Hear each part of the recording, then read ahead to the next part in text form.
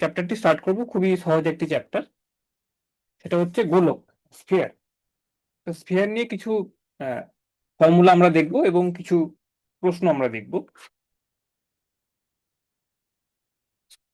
হুম শিবপুর এবং শ্রীরামপুরকে ওটা করার রিকোয়েস্ট করা হচ্ছে কি ভিডিওটি যেন অন রাখে, ক্যামেরাটি যেন অন রাখে। কোনো কারণে একটি ক্যামেরাটি বারবার অফ হয়ে যাচ্ছে, সেটা অন রাখতে পারলে ভালো হয়।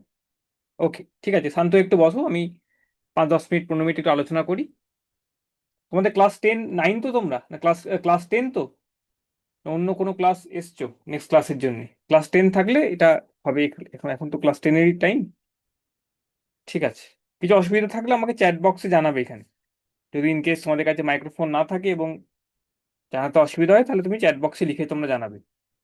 ওকে, যে টপিকটি, যে চ্যাপ্টারটি আলোচনা আমরা করব, সেটা হচ্ছে, একটু লিখে রাখি চ্যাপ্টারটি হচ্ছে তোমার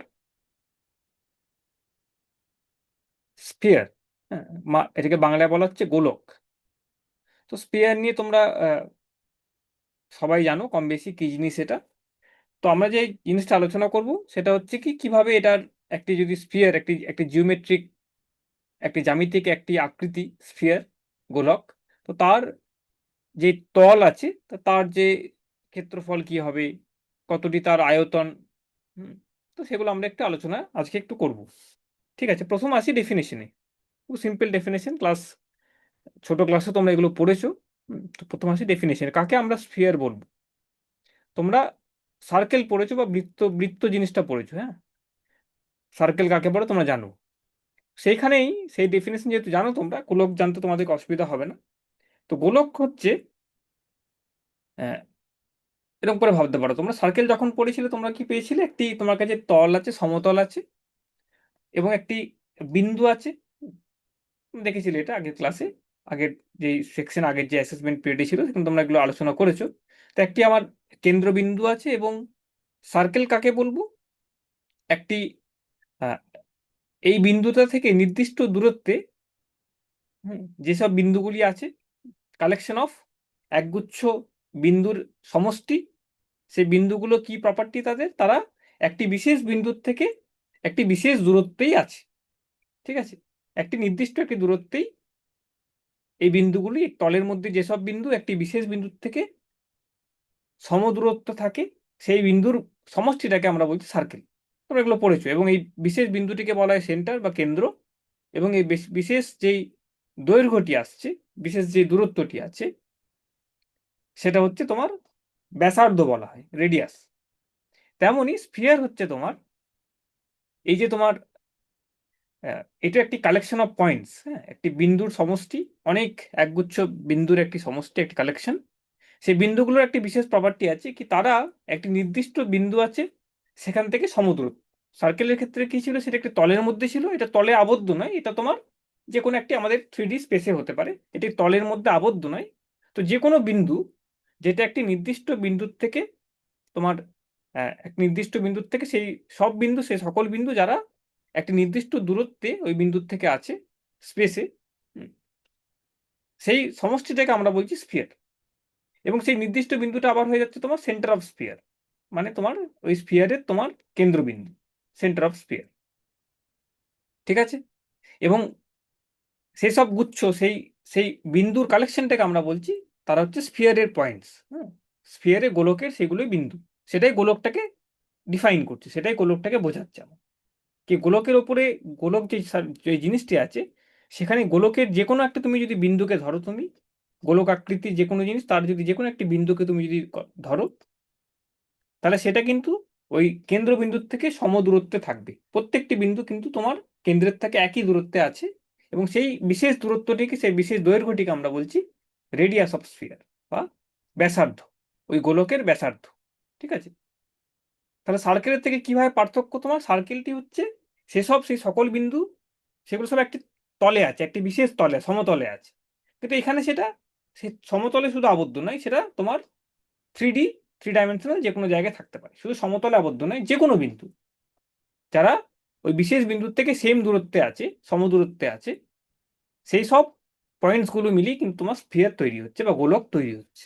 ঠিক আছে, তাহলে গোলক তুমি যদি আঁকো, এখানে একটি গোলক তুমি যদি আঁকো, জাস্ট সিম্পল একটা ডায়াগ্রামেটিক্যালি এরকম যেমন গোলক আঁকছি আমি, গোলকের তাহলে গোলক যে হচ্ছে তোমার, সে গোলকেরও তাহলে এই যে গোলক সেটা কিন্তু যেমন একটি সার্কেল, একটি বৃত্ত তোমার একটি তলকে তিনটে ভাগে ভেঙে দেয়, তোমরা পড়েছো আগের ক্লাসে।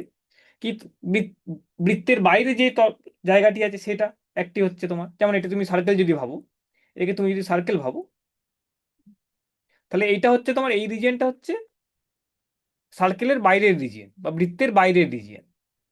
এই রিজিয়নটা কি হচ্ছে, সেটা হচ্ছে সার্কেলের ভিতরের রিজিয়ন বা বৃত্তের ভিতরের রিজিয়ন।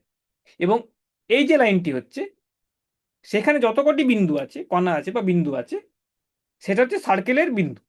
ঠিক আছে, সার্কেলের বাইরের একটি হচ্ছে, সার্কেলের ভিতরের একটি হচ্ছে, এবং সার্কেলটি যেটি হচ্ছে, বৃত্তটি যেটি হচ্ছে, সেই সকল বিন্দুটি হচ্ছে সার্কেলকে তৈরি করছে।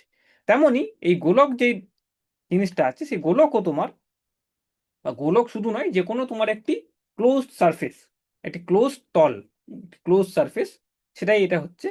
তো যে কোনো তুমি এই ধরনের একটি তুমি যদি গোলককে ধরো, কল্পনা করো, তাহলে গোলকও কিন্তু তোমার এই স্পেসে যত কটি যে এরিয়াটি আছে, যেই জায়গাটি আছে, সেটাকে কিন্তু তিন ভাগে ভেঙে দিচ্ছে।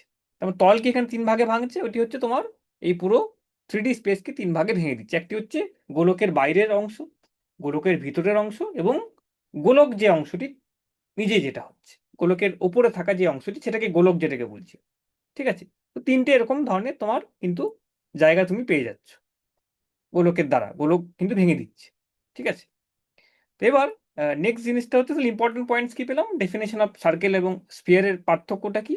সার্কেল হচ্ছে তোমার কালেকশন অফ পয়েন্টস, সকল বিন্দুর একটি সমষ্টি। সেসব বিন্দু কি, তাদের একটি প্রপার্টি ধর্ম আছে কি, তারা একটি বিশেষ দূরত্বে, একটি সেন্টার, একটি বিশেষ কেন্দ্র থেকে, বিশেষ বিন্দু থেকে সেম দূরত্বে আছে। সে সকল বিন্দুকে আমি বলছি সেই তলের উপরে সেটা একটি সার্কেল ফর্ম করছে। এবং স্ফিয়ারের ক্ষেত্রে কি হচ্ছে, সেম জিনিস, সেই বিন্দুগুলি তলে আবদ্ধ নয়, যে কোনো জায়গায় বিন্দু হতে পারে, কিন্তু সেই বিশেষ প্রপার্টিটা কি, ওই কেন্দ্রে থাকা যে বিশেষ বিন্দুটি আছে তার থেকে সবাই সেম দূরত্বে আছে।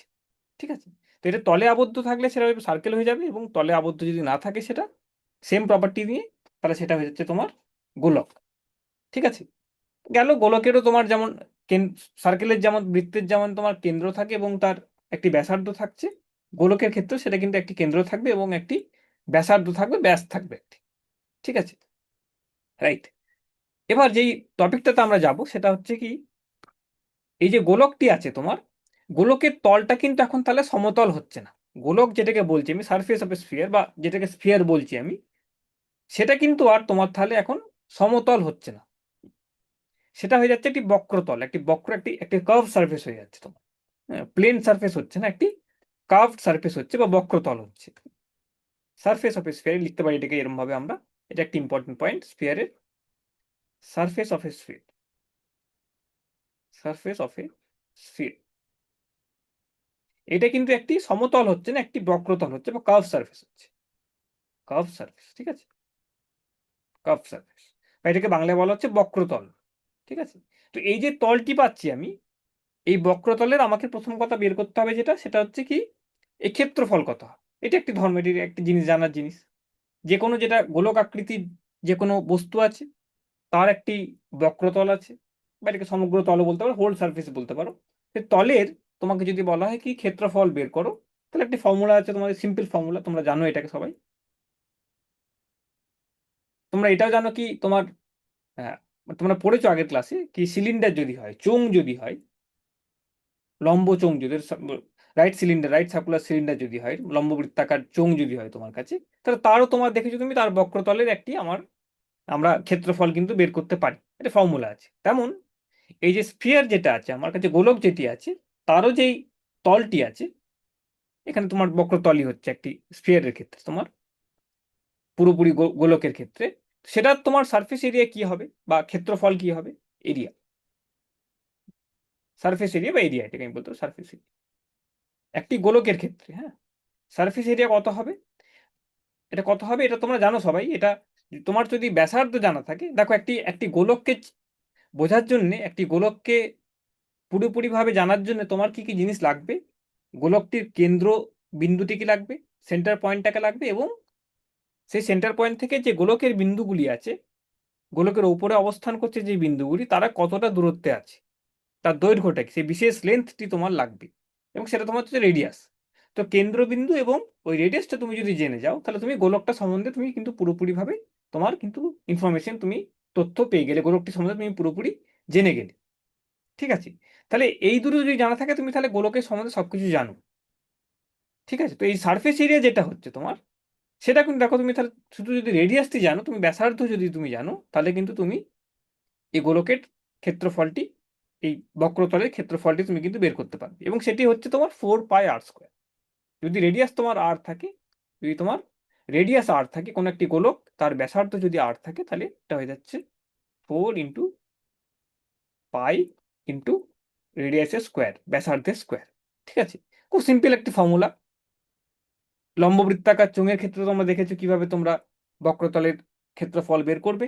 এটার ক্ষেত্রে তোমরা দেখলে কি একটি খুব সিম্পল ফর্মুলা তোমার মনে রাখতে হবে এটাকে।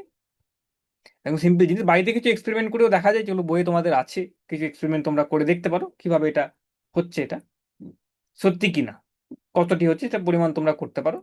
কিছু ছোটখাটো এক্সপেরিমেন্টস আছে, রাইট। তো আমাদের ক্ষেত্রে যেটা হলো কি, একটি গোলক যদি আমার কাছে থাকে, তাহলে তার যে সারফেসটি আছে, আমার তার যে তলটি আছে, পৃষ্ঠটি আছে, যেটা তোমার, সেই তলের ক্ষেত্রফল হচ্ছে তোমার 4πr²। একটি গোলক আকারের জিনিস আছে, তার যে তলটি আসছে তোমার, সেটা হচ্ছে তোমার, তার যে ক্ষেত্রফল সেটা হচ্ছে 4π × r²। ঠিক আছে, তো এটা কোথায় প্রয়োজন হয়, এই ধরনের প্রশ্ন কোথায় আসতে পারে তোমার, মানে এটা কোথায় ইউজ হয়, তোমাকে যদি বলা হয় কি একটি গোলক আকৃতির জিনিস আছে, গোলক আকৃতির একটি একটি বলই ভাবো তুমি, বা যে কোনো একটি জিনিস আছে গোলক আকৃতির, তো তার তুমি সারফেসটাকে তুমি রং করবে বা পেন্ট করবে। ঠিক আছে, কোনো একটি বিল্ডিং এর কনস্ট্রাকশন হতে পারে, কোনো একটি হলের কনস্ট্রাকশন হতে পারে, এখনকার দিনে তো অনেক রকমের জিনিস হয়। তো গোলক আকৃতির যেটা জিনিস, এবং তার তুমি আহ, দেয়ালটাকে বা তার তুমি সারফেসটাকে তুমি পেন্ট করবে, রং করবে, এবং তোমাকে বলে দেওয়া হলো কি তার যে যে গোলকটি আছে তার ব্যাসার্ধ বলে দেওয়া হয়েছে, তাহলে তোমাকে বলা হয়েছে রঙে কত খরচ হবে। তোমাকে একটি মান দিয়ে দেওয়া হয়েছে কি রং তোমার এতটি পরিমাণ, 1 একক এরিয়া করতে এতটি রং লাগছে তোমার, এবং রঙের তোমার দামটি এত। তাহলে তোমাকে ভাবতে হবে কি তাহলে কিভাবে করবে, তোমাকে তাহলে পুরো সারফেসটির, তলটির তোমাকে এরিয়া বের করতে হবে, এবং তখন তোমার এই ফর্মুলাটি তখন লাগছে তোমার। অনেক রকম এরকম জিনিস আছে যেখানে তোমার সারফেসের ওপরে কিছু তুমি যদি করতে চাও, তাহলে তোমার কিন্তু এই ফর্মুলাটি তোমার লেগে যাচ্ছে। ঠিক আছে, রাইট। নেক্সট জিনিসটা হচ্ছে কি, এই গোলকটি অনেক জায়গায় দেখবি কি গোলকের, গোলক ডিরেক্টলি আসছে না তোমার, গোলকের ওপরে কি আসছে তোমার, এই গোলকটিকে তুমি যদি আধা করে দাও, এই সেন্টার বিন্দু দিয়ে তুমি যদি পাস করিয়ে একটি যদি তল, এমন একটি তল নাও, তুমি যদি একটি প্লেন তল নিয়েছো, সমতল নিয়েছো তুমি, এবং সেই সমতলটি যদি তোমার সেন্টার দিয়ে, কেন্দ্র দিয়ে তোমার যাচ্ছে, কল্পনা করো একটি গোলক আছে তোমার কাছে, এবং গোলকের যে কেন্দ্র দিয়ে একটি সমতল তুমি যদি আর পার করিয়ে দাও, তাহলে তুমি যে দুটি অংশ পাচ্ছ তুমি গোলকের, সেগুলো হচ্ছে অর্ধগোলকার, গোলকাকার দুটি অংশ পাচ্ছ তুমি। ঠিক আছে, সেগুলোকে বলা হয় অর্ধগোলক আকার জিনিস, সেটাকে হেমিস্ফিয়ার বলা হচ্ছে। তো সেরকম ধরনের অনেক জায়গায় তুমি জিনিস দেখবে, অনেক বাড়ির ওপরে দেখবে তুমি সেরকম ধরনের তোমার একটি ডোম স্ট্রাকচার আছে, অনেক রকম জায়গায় তুমি দেখবে ডোম রয়েছে তোমার। সেই ডোমগুলি কেমন হচ্ছে তোমার, একটি পুরো গোলক নয়, কিন্তু গোলকের মাঝখান থেকে যেন কাটা, মানে ওই কেন্দ্র থেকে একটি যদি সমতল তুমি পাস করিয়ে দাও, তাহলে তোমার দুটি অংশ যেটা তৈরি হচ্ছে গোলকের একই রকম দেখতে, সেগুলোকে বলা হচ্ছে গোলকাকার দুটি অংশ, এবং সেগুলোকে হেমিস্ফিয়ার বলা হয়। সেটা অনেক জায়গায় তুমি দেখতে পাবে। তো তো সেখানে তুমি হেমিস্ফিয়ার তুমি যদি দেখো এখন, এই হেমিস্ফিয়ার তুমি যদি দেখো, বা অর্ধগোলক আকার কোনো একটি যদি আকৃতি তুমি দেখো, হেমিস্ফিয়ার তুমি যদি দেখো, তাহলে সেই জিনিসে দেখো এবার এবার এই হেমিস্ফিয়ার অনেক জায়গায় তোমার ইউজ আছে, এই স্ট্রাকচারটি অনেক জায়গায় ব্যবহার হয় তোমার। এটার ক্ষেত্রে কিন্তু তোমার যে তলটি তুমি পাচ্ছ এখন, একটি হেমিস্ফিয়ার আকারের কোন একটি তোমার ঘনবস্তু আছে, তার যে তল তুমি যদি দেখো, কিরকম ধরনের তল আছে, তার একটি কিন্তু তোমার বক্রতল হচ্ছে, তুমি এরকম ধরনের স্ট্রাকচার দেখতে পাবে, এরকম পুরো তুমি স্ট্রাকচারটি দেখতে পাবে, এরকম ধরনের তুমি স্ট্রাকচার দেখতে পাচ্ছ। তো একটি তার তুমি বক্রতল দেখতে পাচ্ছ, যেটা কার্ভড রয়েছে, আধা গোলক যেটা, এবং যেহেতু ঘন, তোমার নিচেটাও কিন্তু একটি তোমার একটি একটি ফ্ল্যাট সারফেস তুমি কিন্তু পাবে, একটি তোমার সমতল কিন্তু পাচ্ছে। তো একটা তোমার কার্ভ সারফেস পাবে, ওয়ান কার্ভ সারফেস পাবে তুমি, একটা হেমিস্ফিয়ারের ক্ষেত্রে একটি কার্ভ সারফেস পাবে, একটি বক্রতল পাবে, এবং একটি তুমি প্লেন সারফেস পাবে বা সমতল পাবে। ঠিক আছে, তো এটা হচ্ছে পার্থক্য তোমার। তুমি যখন পুরো গোলকটি নিচ্ছ তখন তোমার পুরো যে তলটি আছে সেটা কিন্তু একটি বক্রতল, মানে সেটা একটি তোমার কার্ভ সারফেসই হচ্ছে। কিন্তু তুমি যদি একে মাঝখান থেকে যদি দুভাগ করে দাও যদি, তাহলে কিন্তু একটি তোমার প্লেন পাচ্ছ। দুভাগটি করছো কিভাবে সেটা আমি বললাম, সেটা তুমি একটি কেন্দ্র দিয়ে তুমি একটি সমতলকে যদি পাস করি দাও, যে কোনো ভাবে তুমি ওই কেন্দ্র দিয়ে সেই সমতলটাকে পেরোতে হবে। যে কোনো ভাবে তুমি যদি সেটা করো, তাহলে দেখবে কি স্ফিয়ারটি ওই ওই সমতলটি যে গোলকটিকে দুটি অংশে ভেঙে দিচ্ছে, এবং তার স্ট্রাকচারটি হবে এরকম তোমার হেমিস্ফিয়ার যেটাকে বলছি আমরা। ঠিক আছে, তো এটাকে আমি কি বলবো, এ প্লেন বলতে পারি একটি সমতল, একটি plane cutting passing through the centre, এরকম লিখতে পারি। এ প্লেন পাসিং, ওই গোলক যেটা আছে তার কেন্দ্র দিয়ে একটি সমতল যদি চলে যায়, passing through the centre of the sphere, passing through the centre of the sphere, centre of the sphere, the sphere divides it into two halves, divides the sphere। একটি একটি সমতল যেটা কেন্দ্র হয়ে যাচ্ছে সেটা কিন্তু স্ফিয়ারটিকে দুটি অংশে ভেঙে দিচ্ছে। Sphere into divides the sphere into divides it into two halves, two into two equal halves, two equal halves, দুটো ইকুয়াল ভাগে ভেঙে দিচ্ছে, সমভাগে ভেঙে দিচ্ছে হাফস। এবং সেইটাকে আমরা বলছি হেমিস্ফিয়ার বা অর্ধগোলকাকার কোন একটি জিনিস। ঠিক আছে, তো এটারও অনেক ব্যবহার আছে, অনেক জায়গায় আছে। এটার বিশেষ প্রপার্টিটা হচ্ছে কি, এখানে তুমি যে তলটি এখন পাবে এটা যদি ঘনবস্তু হয়, তাহলে এটি একটি তোমার বক্রতলও পাচ্ছ তুমি, এবং একটি তোমার ফ্ল্যাট সারফেসও তুমি কিন্তু পাচ্ছ, একটি সমতলে কিন্তু তুমি পাচ্ছ। ঠিক আছে, তো এবার এইটার ক্ষেত্রে তোমাকে যদি বলা হয় কি এর বক্রতলের এরিয়া কতটি হবে, এর যে বক্রতলটি আছে তার যে ক্ষেত্রফল কতটি হবে, তো এটাকে আমি এর ক্ষেত্রে আমি লিখতে পারি surface area of the curve area, এটাকেও লিখতে পারো area of the curve surface. একটি হেমিস্ফিয়ারের ক্ষেত্রে area of the curve surface, বক্রতলের তোমার কার্ভ সারফেস, এটা কতটা হবে। একটি গোলক যেটা পুরোটা ছিল তার যে এরিয়া ছিল সেটা হচ্ছে 4 × π ব্যাসার্ধের স্কোয়ার।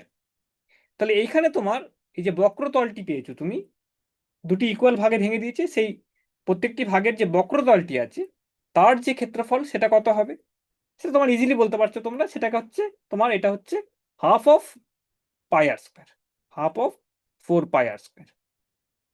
যে পুরোটা যখন গোল ছিল সেটাকে তুমি কেটে দিয়েছো, তাহলে তুমি যে বক্রতলটি পাচ্ছ তোমার, এই যে এই এরিয়াটি পাচ্ছ তোমার, এই যে উপরের এরিয়াটি পাচ্ছ তুমি, হেমিস্ফিয়ার যেটাকে বলছি, মানে সেই আধা এরিয়াটা কার্ভ সারফেসটা, তার হচ্ছে এটা, তোমার এটা হচ্ছে 2 πr², 2 πr²।